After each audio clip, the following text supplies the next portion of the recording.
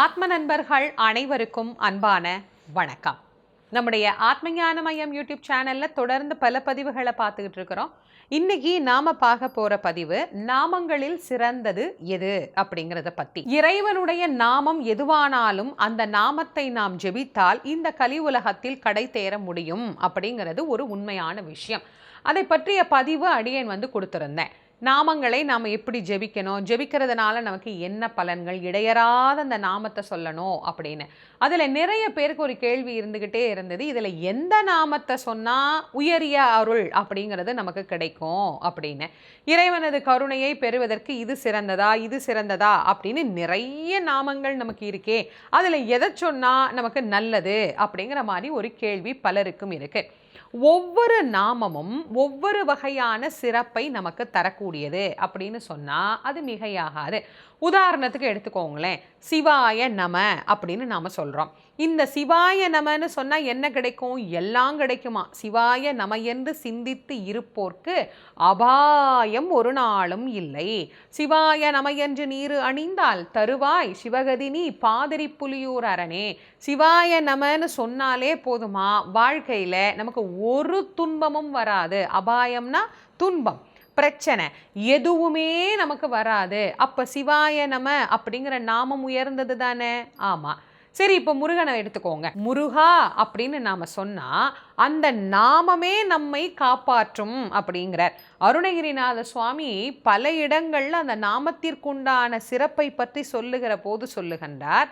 முருகனுடைய நாமம் அப்படின்னு நாம எடுத்தோம்னா முருகன், குமரன், குஹன் என்று மொழியும் செயல் தந்து ஒரு 3 நாமா சொல்றார்.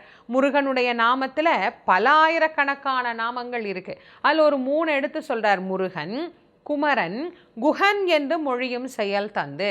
முருகான்னு ஒரு தரம் சொன்னா பல கோடி பிரம்மகத்தி தோஷங்கள் ஓடி போகுமா, அவ்வளோ உயர்ந்தது முருகாங்கிற நாமம். குமரன், அவர் என்றைக்கும் இளமையாகவே இருக்கக்கூடியவர். அந்த இளமையாக இருக்கக்கூடிய முருகனை வணங்கினால் நமக்கும் இளமை நலனை அருளக்கூடியவராக விளங்குவார் குமரன்.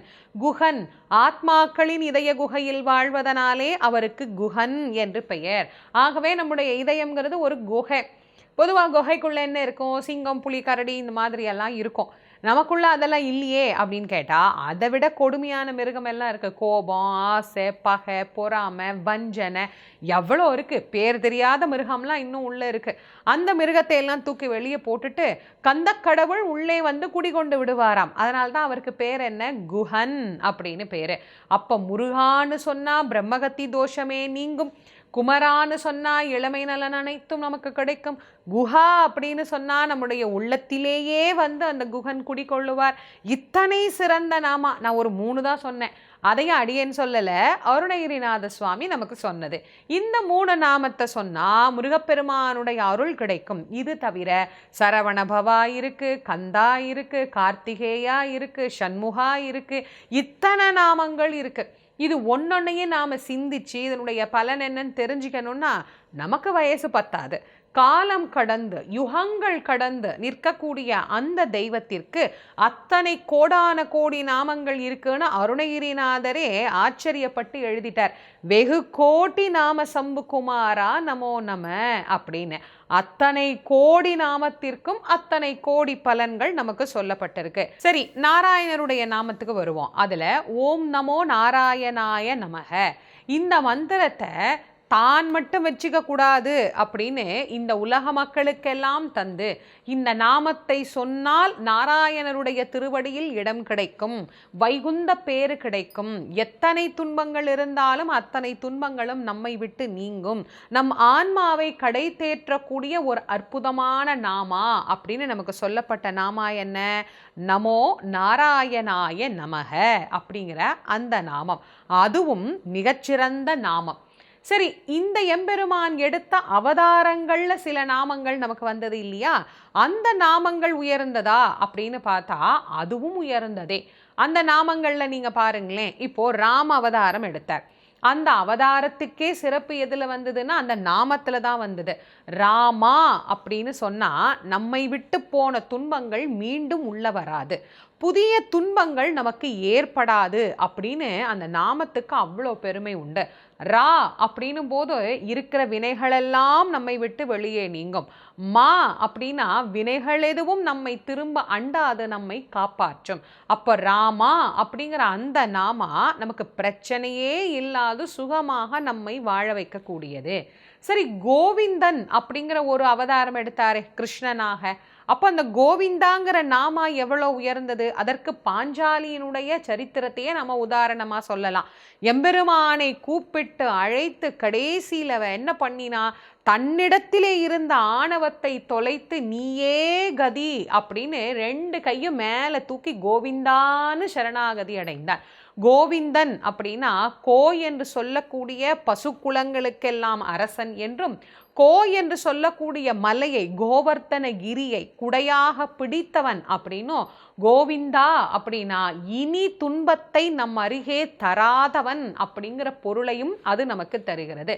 அப்ப துன்பமே இனி நம்ம பக்கத்துல வரக்கூடாது அப்படின்னா கோவிந்தா அப்படின்னு சொன்னாலே போதும். அதனால்தான் திருப்பதிக்கு போறவங்க எல்லாம் பாருங்க, கோவிந்தா கோவிந்தா கோவிந்தான்னு சொல்லுவாங்க.